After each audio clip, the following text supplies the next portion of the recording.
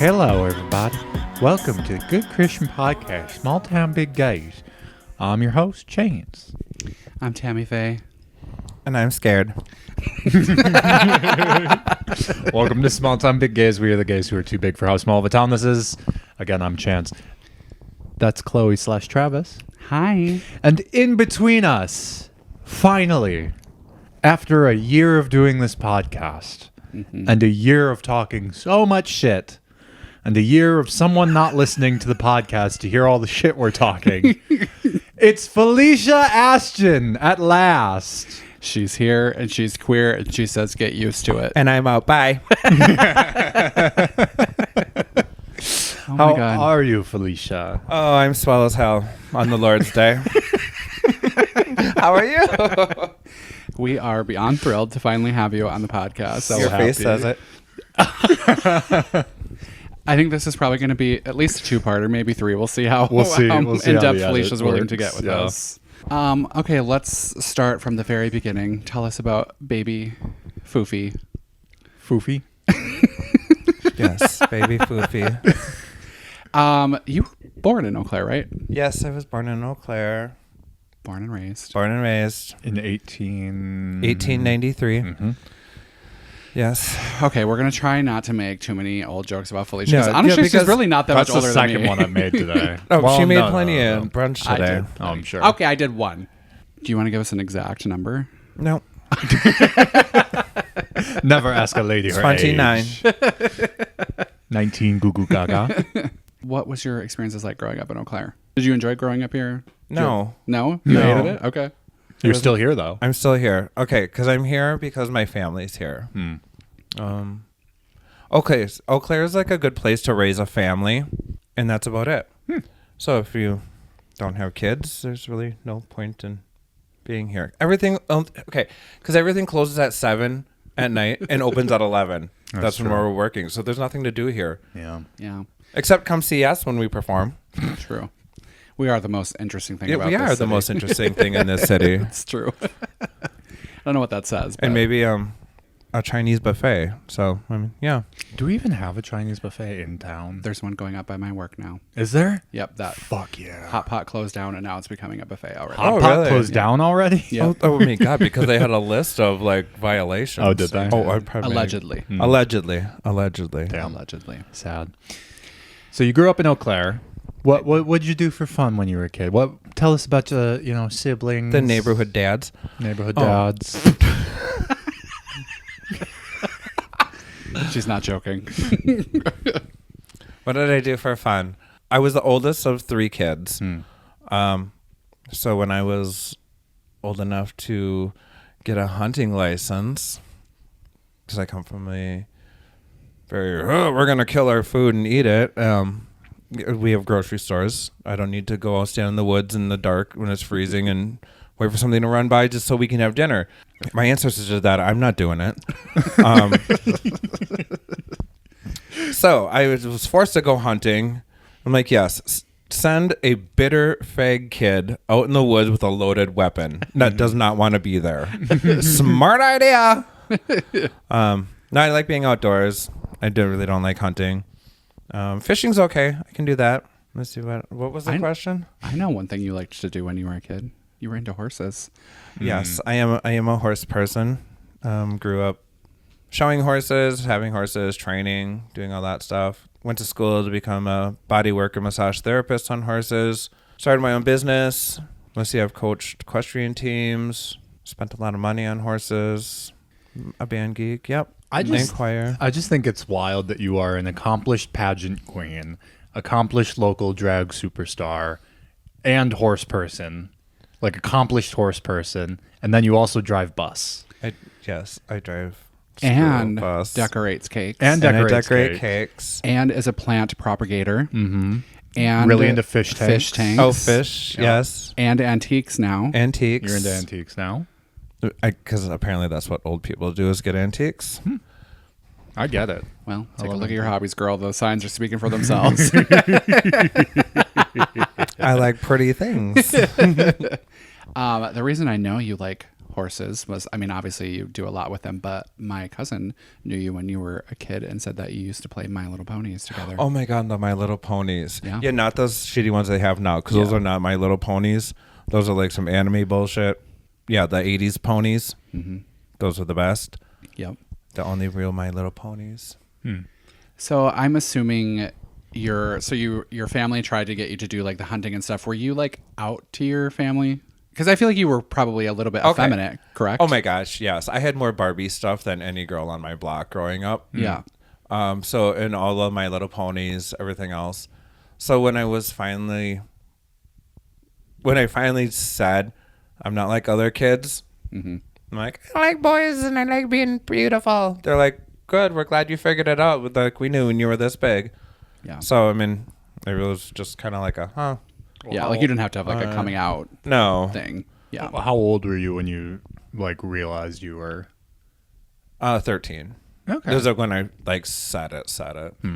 But you knew before that? Oh God, yeah. Yeah, I had a crush on a kid. I remember like 3rd grade. He played hockey. I don't remember his name. It was not important, but I was like, oh, he should be my boyfriend. Who was your celebrity crush when you were a kid? My celebrity crush when I was a kid? Burt Reynolds. Did you have like a gay awakening with a celebrity where you're like, oh? God, no, not really. I had 2. Steve Guttenberg and Richard Gere. Oh, I say Steve Guttenberg. And It Takes Two. He was really hot in Yeah. that one. It Takes Two, yeah. Yep, that's exactly the one. movie Okay, that yeah, comes to he mind. looked really good in that one. The He had a dad good body. jeans. I don't think I knew the Richard Gere one about you. Oh my God, I'm obsessed with Pretty Woman. Pretty Woman, yeah. Oh, yeah, I would have been a did whore know for that. him. Yeah. Mm-hmm. I also feel like you kind of started like, I don't want to say drag, but at least like cross-dressing, whatever you want to call it, at a pretty young age, right? I feel like you were still in high school when you started. It was probably like 13, 14. And I think I did my first show as at 15 in the basement of the Unitarian Church. I know, how ironic, right? Because Priscilla, Queen of the Desert had just came out. And I remember watching that with my step siblings, and I have an older stepbrother, and he's gay. And I remember my dad saying to me and my brother, neither one of you better be turned out like that. I'm like, well. And then, so he sat there watching this movie with us. And then I saw Felicia on there, and I was like, oh my gosh, she's the pretty one. And then I was like, I'm Felicia.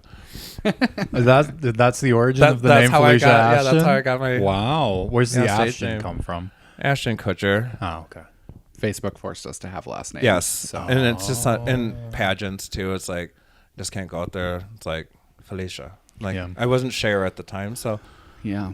I think most of us would have just had one name, so like in town. Like I think like Gemstone didn't come until Facebook. She was just Gem. Felicia Ashton didn't come until Facebook. Chloe Wold didn't happen until Facebook. None of us really had first and last names. Couldn't be bothered with last names. We were women. We didn't need them.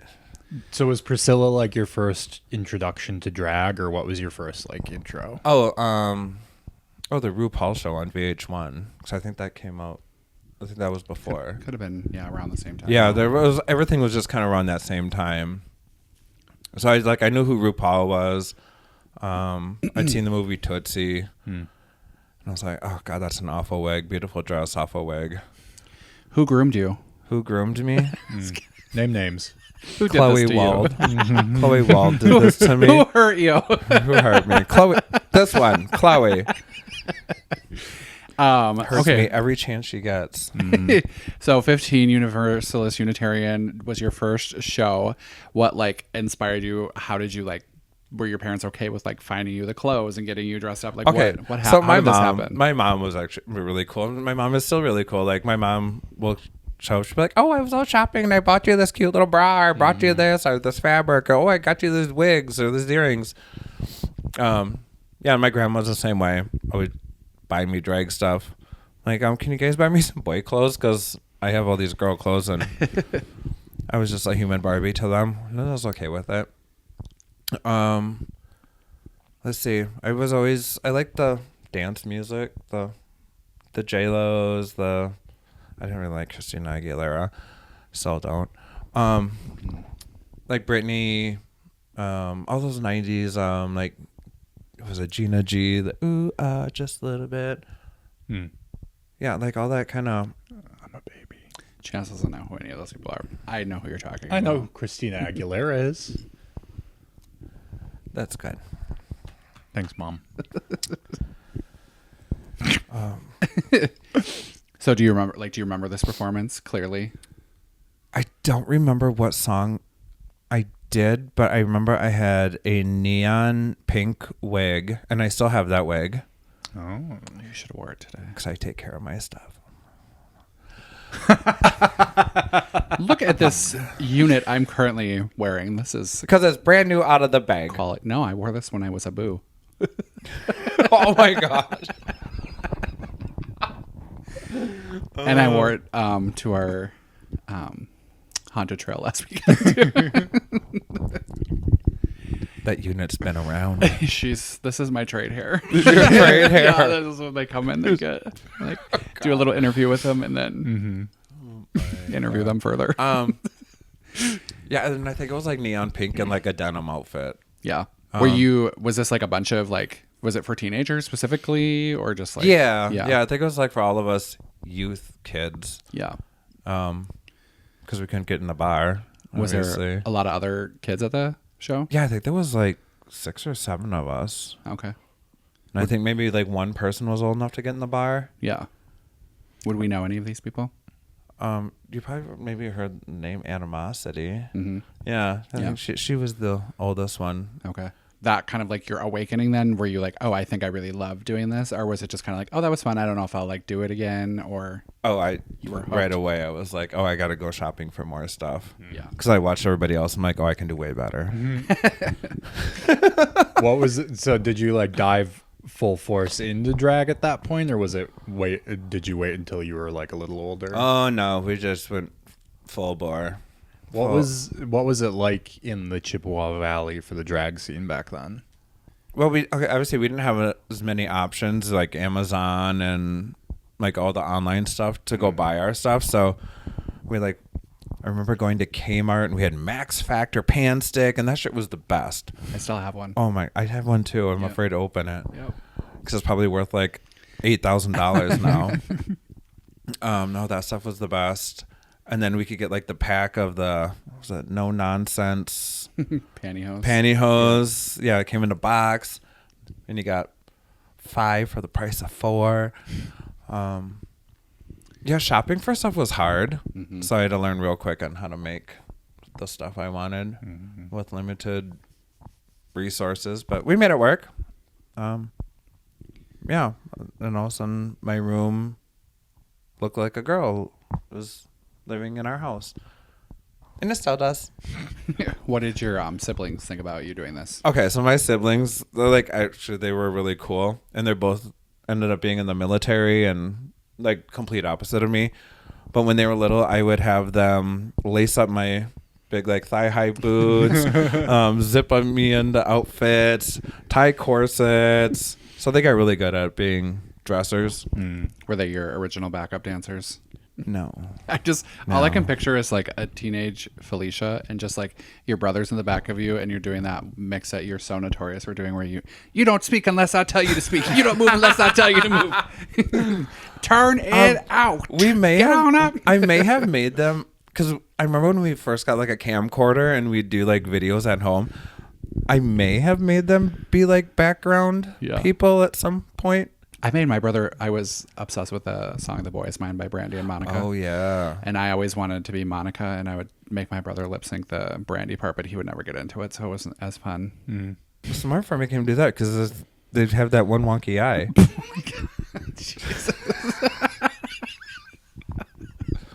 Is it a diabetic eye as you so Bullying a dog? bullying Amber's dog just before that podcast today? Well, that damn dog came up here and growled right away. Yeah. After He he was was all over rude. your trade couch. He was rude. Puked on the trade couch and the rug. But now we know that if trade does puke here, which is very probable, it will clean up. So that's good. Yeah, I don't even see where it was.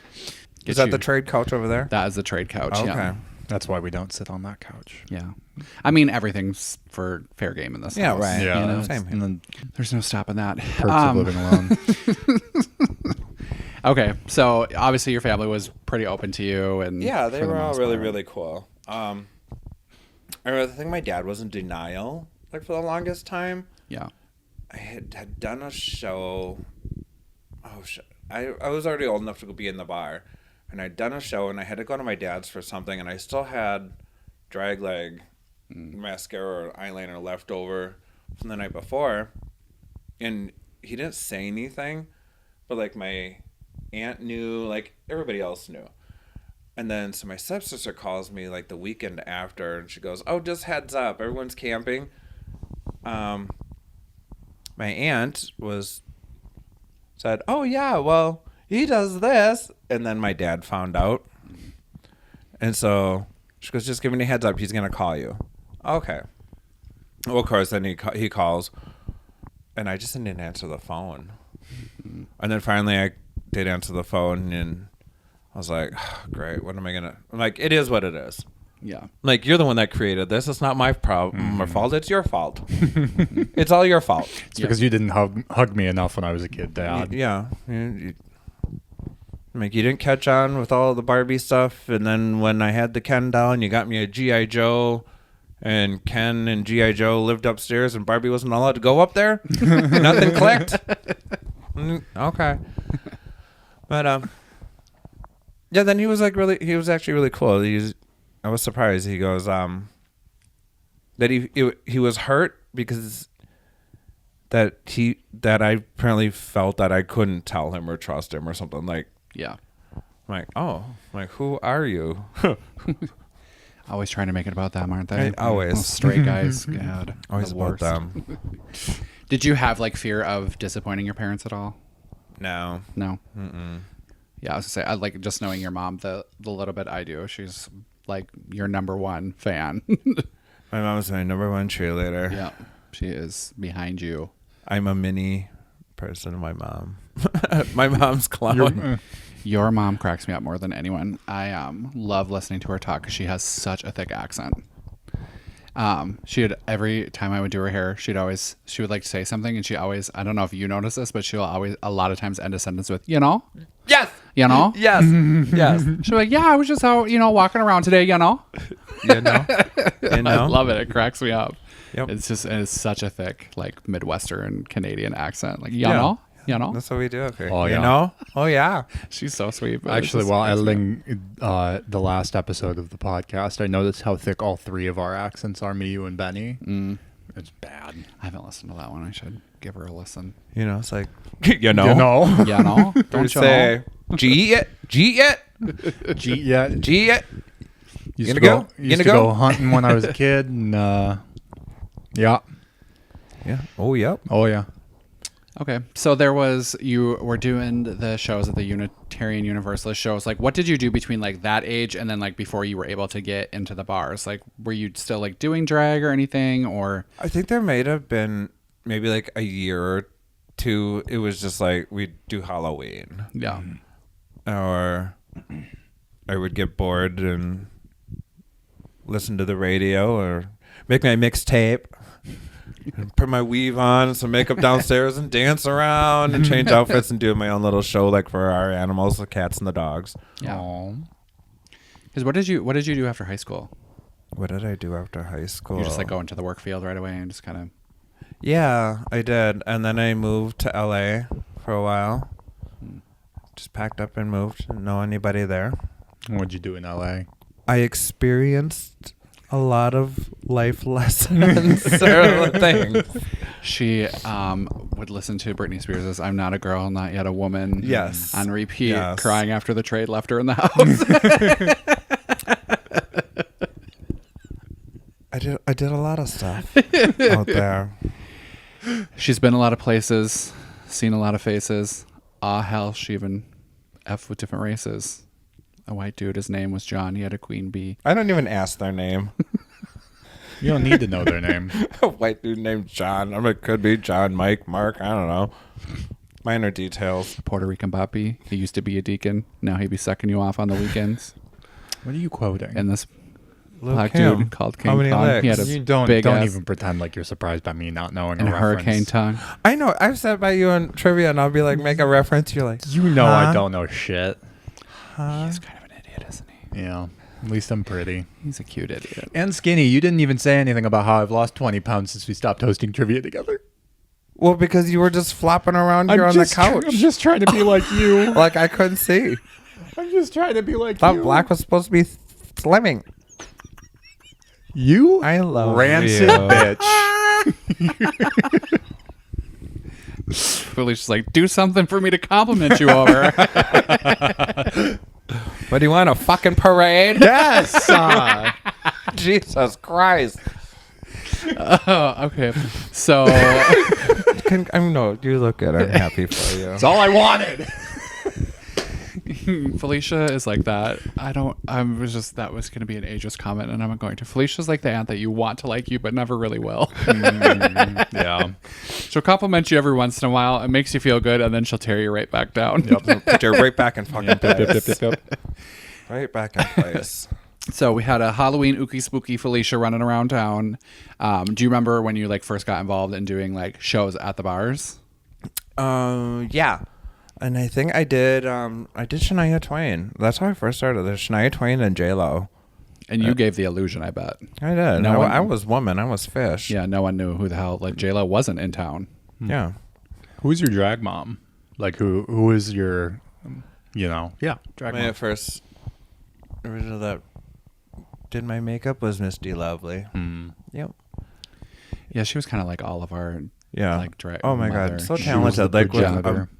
a makeup artist. Oh. I know. I actually I think about her a lot in the ways of like, because she was like, you take any like personal things you have aside and just like look at the talent of what she had to offer, especially makeup wise. I would love to have seen where she would evolve to now with drag, because like her makeup was always like so ahead of like everyone else's, and it was so good. I would love to see like what the progression would be. Oh, definitely. Now if she would have kept doing it, what was the bar scene, what was the drag scene like at that time? Oh my God, it was so much fun. Yeah. You could do so much shit and nobody cared. Yeah. Nobody got offended. Oh my God, my feelings. I can't do that on stage. Fucking watch me. You paid $10 to get in. I'm going to do whatever the hell I want. True. I didn't drag you in here. You made this choice on your own. You're looking at fucking men in dresses. And what I do on stage offended you? Oh, please. God. Felicia's had it already. Oh, my God. We're 20 minutes into this. 20 minutes into it. Right. Chloe's been waiting for this. She wanted to. Okay, so the audience wants the unedited Felicia. So Chloe, I call Chloe the chef. Chloe will throw the ingredients in the pot. She stirs it a little bit, and she just sits back and just watch it simmer. And then she's like, I don't know. I'm out. I gotta go. You guys figure it out on your own. I'm done. That is untrue. This is... She's provokes and she's stirs. Hot stir. That's why we love you. False. Well, let's just say this. You all enjoy the treats that I create. You all like to eat it. Y'all like to eat that drama up, mama.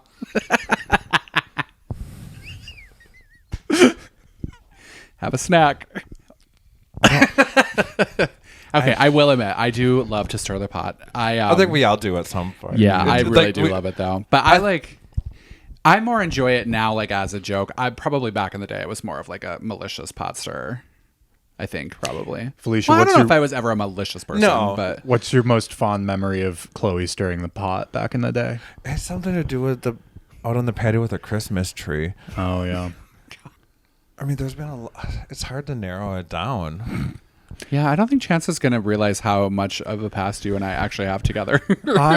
We'll get there. We're not at that journey yet. We're not at that part of of the era. Chance, we got to go. We got to get there. We got a lot of Felicia to cover here. Yeah, that's true.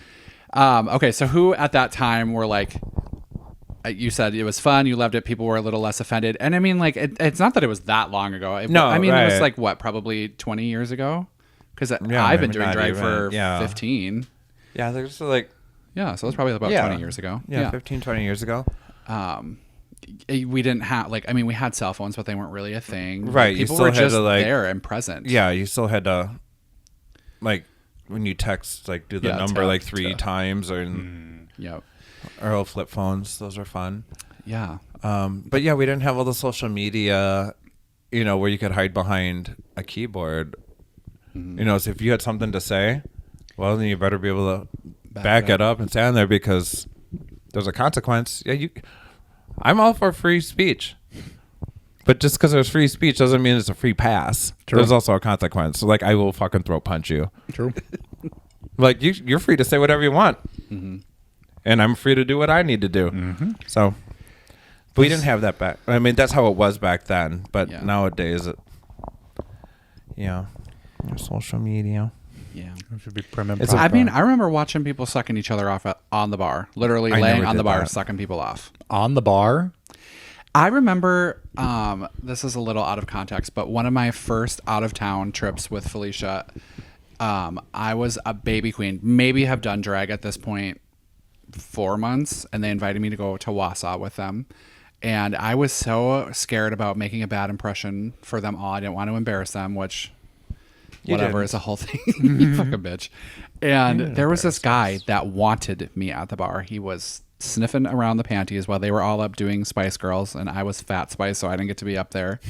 And this man wanted the goodies that I was providing, because I was giving Sunday school illusion to the fullest, very similar to what I'm looking like today. And was that the guy in the blue truck? No, that was the Green. I said that was Green Bay. We'll get to that one. No, it was just some guy, and he wanted me to give him oral sex, and I didn't, because I didn't want to embarrass you guys. And Ophi got so mad at me, and she's like, "Why wouldn't you do that? You are an embarrassment to us all," and literally yelled at me for not sucking this guy off in the bar. And I was just trying to be a good Christian woman. And then I got in trouble. And then I made up for it by stealing the bell at the grocery store later. That's right. Yeah. Yes. It was a fun trip. At Country Market. Yes. Yeah, they had like a... the little... the bell, so people would know that you were there. Do you know what those are? Yes, I do. There's a little metal bell, and it has a little thing. It goes... Ding, and you mean you didn't do that with text message before? No, but it was how they got alerted the cashier that someone was ready to check out, and I stole it. Oh, no. She stole that. Good. Yeah. Good. That was a fun night. I think it might still be in one of our houses. Probably, yeah. Okay, so who were some of like your drag inspirations? Like what inspired you at that moment when there wasn't the RuPaul's Drag Race, there wasn't social media? I would say up at the gay 90s, they had Roxy Marquis. She's no longer with us anymore.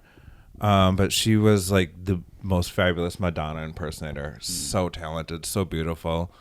Nina D'Angelo. She's still going. She's doing good. Well, she now is part owner in Roxy's, which is named after Cabaret. Roxy Marquis. Yep.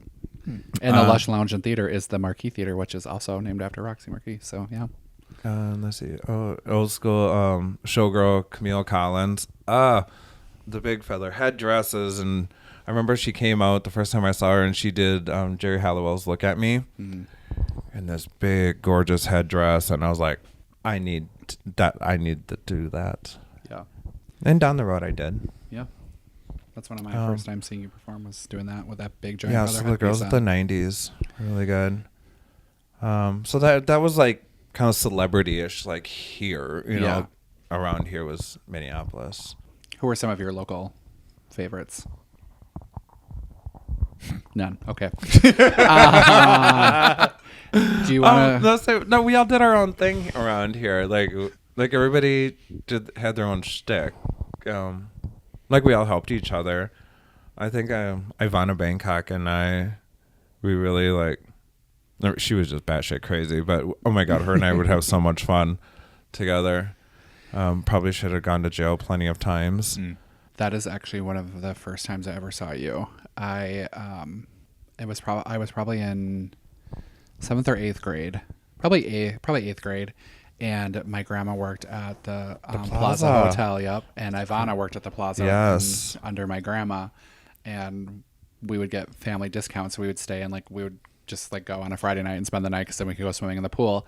And I was in the restaurant, Burgundy's restaurant at the Plaza, and in come in these two large career women who were wearing very skimpy outfits, big ass hair, and I honestly was spooked, but not like in a bad way. I was just spooked because I had never seen that, especially in person.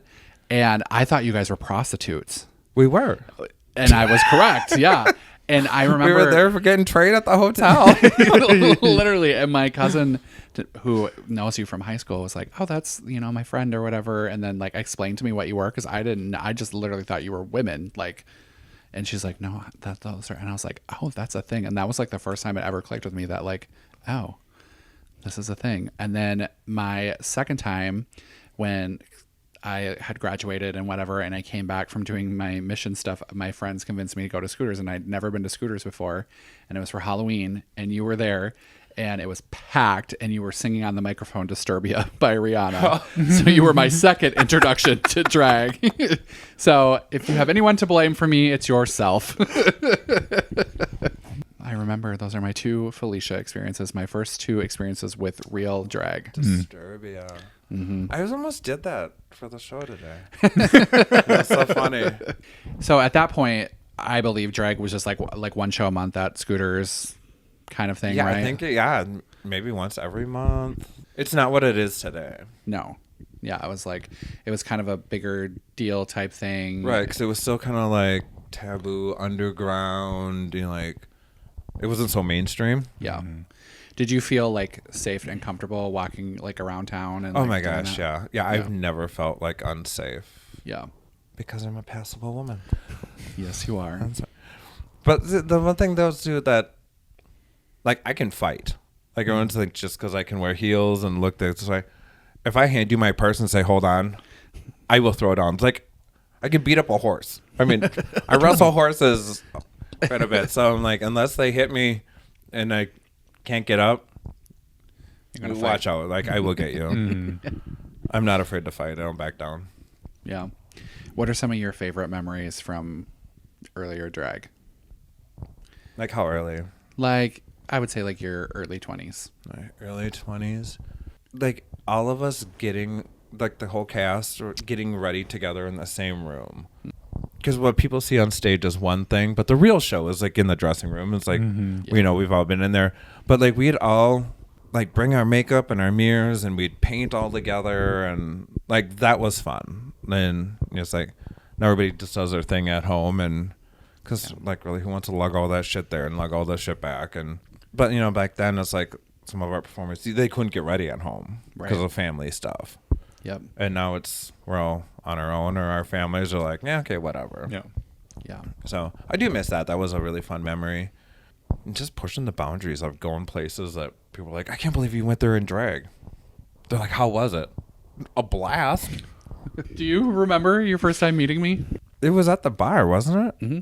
Yeah, because you had that ugly little bolero coat on. Cute outfit, like. Just very churchy. I loved a bolero. Always a bolero. I'm like, oh, take that off. No. But like, you're Terrified, self-conscious. self-conscious. Yeah, it's like, it's like, I understand. But I'm just trying to break her out of her shell. And then when she finally did crack out of that shell, we're like, oh, she need to push that bitch back in there a little bit more. Been trying ever since. It's your fault. Yeah, because I think when I first kind of entered the scene at that point, Drag Race had started. It was like season 2 had just started. Like, it wasn't really a thing yet. And like, there wasn't a huge onpouring of people who wanted to do drag. Like, it was a very like special thing if you wanted to do it. And it was like, Sophie and I started right around the same time. I started a few months before her, but it was like a big deal to be like taken in by you guys, because you didn't do it often, because there wasn't a lot of people who were interested. Like, it was very taboo. People didn't care about it. I mean, people were like respectful of us, but it wasn't a thing that like people were like fawning over you like they are, like more nowadays. It was a very taboo thing to do. And I remember that feeling very special that you guys took me under your wing, and there wasn't YouTube tutorials. There wasn't things like we had to sit. I remember many times sitting in your guys' basement with Dee and like painting across from her, trying to learn and like do things, because the only experience I had was like just from straight girls who'd be like, yeah, here's a little cover girl. Right. Yeah, unless you saw something on TV or in a book or a magazine, there was no drag makeup tutorials. So it was like, okay, yeah, you knew where everything was supposed to go, but it's like, the blending, the crease, the doing this. And I remember like having like Tuesdays or just a random night just sitting at home like putting makeup on. Like, I didn't waste, makeup was cheaper then too. Yeah. Just going through so much makeup, but just practicing, and finally you're just like, okay, quick face, now you know what to do. Mm-hmm. Yeah. And then once YouTube came along and those tutorials, you're like, oh, I never thought of that. Yeah. So yeah, it was like it was a much more special thing to me. Like, I feel really blessed to have come up at that time of just like how kind of cool it was and like how special it was to be a part of that generation of things, and like really learning from you guys. And like, you know, Dee would always send me home with different movies to watch to like learn about queer culture. And like, that was the one thing I did always love about Dee, and you know why, like, she was like a very big drag mother mentor to me. Of like, she not only like told me how to like paint and like would take me to Kmart to get pantyhose and stuff that you guys all did too, but like she was very big on like knowing queer history and like queer pop culture and things like that too. And like Wigstock, Paris is Burning, like all those John Waters movies, and Star Booty, and even just like, I remember her also like giving me like the Anna Nicole Smith like television series to watch, and like just references of things to like understand like queer culture and like where drag came from and like what's inspired by and things. So I miss that time of like learning everything and like how it was all new and exciting, you know. And I'm sure you had that point in your life too, you know. Like, I think that's a thing that movies and I think a lot of drag performers now like are missing that, where it's just like it's so readily available to them, where they don't have like the desire to find it. They just have it given to them, you know, where we had to like seek it out and experience it, where they just have it like at their fingertips. Right. And I think also like when we started too, like back then, drag isn't, you had to have a thick skin to do it. Like, it's not for everybody. Yeah. It's like if your feelings are easily hurt and words hurt you, you know, drag is not your thing. Yeah. And so you had to have a thick skin. And these bitches will let you have it when you're not wearing pick and raisin choose your blush. Raisin. Oh God, the Ben Nye raisin, such a good color. Do you think the baby queens still like have that desire to? Do you think the baby queens still know their history? Because I feel like, to a point, the younger generation, including myself, like, we don't have to seek out, because it's all at our fingertips. I feel like some younger queers and queens especially don't like seek out that history of gay culture, like as you guys were taught it. You know what I mean? Does that make sense? Yeah. I don't think they do, even though it's like it's readily available. But I would not be surprised if like a younger queen like that had never seen Paris is Burning and had no desire to see Paris is Burning, even though that's like a seminal queer piece of culture. And I think, the younger generation that hasn't watched that or have any desire to watch that are the first ones to bitch and complain about something that happens to them or tries to like fight somebody on something. And it's like, if you learned your fucking history, you know, it would have kept your ass in check and you would have understood what was happening. I think they get the references from it, but I don't think they get the understanding behind it. Right. You know, like, because there's like, obviously people know like the reading challenges on RuPaul's Drag Race come from Paris is Burning. And I think they like get the references from it, but they don't understand the like true meaning behind it. And because maybe they have watched it, but I think it's just a totally different experience to have like lived some of it and understanding. It's just like, I think, not to get political, but like, I think it's why history repeats itself a lot, because it's easy for, you know, like when I first started doing drag, and Felicia and Ophi would give me shit about my concealer lips, and I'd be like, hey, you just are ugly and don't know what you're talking about. And then now 15 years later, I'm the one telling the new girls that their makeup's crusty and dusty. I love. But they were mean. Felicia and Ophi were really mean, and I'm not going back on that. No, we were not They mean. were bullies. They bullied me, and I cried many a night. It sounds like you deserve many that. a night. She did. And look at. And I made Now her the she's beautiful beautiful, queen that she is today. The fierce queen Pressure she is makes today. diamonds. It's like, we're not going to like waste our time on somebody if we don't see the potential in them. They called me fat all the time. You are worthless. fat. PH. And I cried many nights for what Felicia Ashton personally did to me. Well, good. I will hope it washed off the fucking concealer lips. It's well done your face. Felicia just wanted me to be a spook so she could look better. That was the truth. Keep the ugly girls around. And that's what I'm doing now. I learned from the best. I know. Okay, like I said, this is what I love now, and I get so much joy when Chloe brings in her outreach program. God, here we go. And then she'll be like, I can tell the look on her face, or like the tone in her texts, or her thing, and then I'm like, she's experiencing exactly what we did. She's learning. Karma's a bitch, and she's knocking at Chloe's door. I was always nice to you. You were always nice to me. Yeah. But you said I was a bitch to you. You were mean to me. No, I was not. Felicia told me I was ugly a lot too. Only in spotlight. Yeah. She's beautiful in the dark. Yes. Stunning. Dim lighting, gorgeous. Gorgeous. Beautiful. And we're going to end part 1 of Felicia Ashton right there. This is the 1-year anniversary of Small Town Big Gays. Thank you so much to all of you who have been listening and supporting since the beginning. I have some news. We are going to be taking a little bit of a break.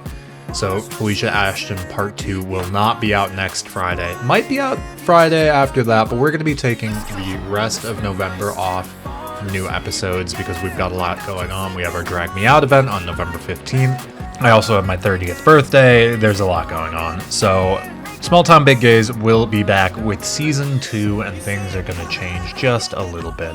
So stay tuned to our social media to find out more about that. In the meantime, Small Town Big Gays is hosted by Travis Gorell and me, Chance Smith.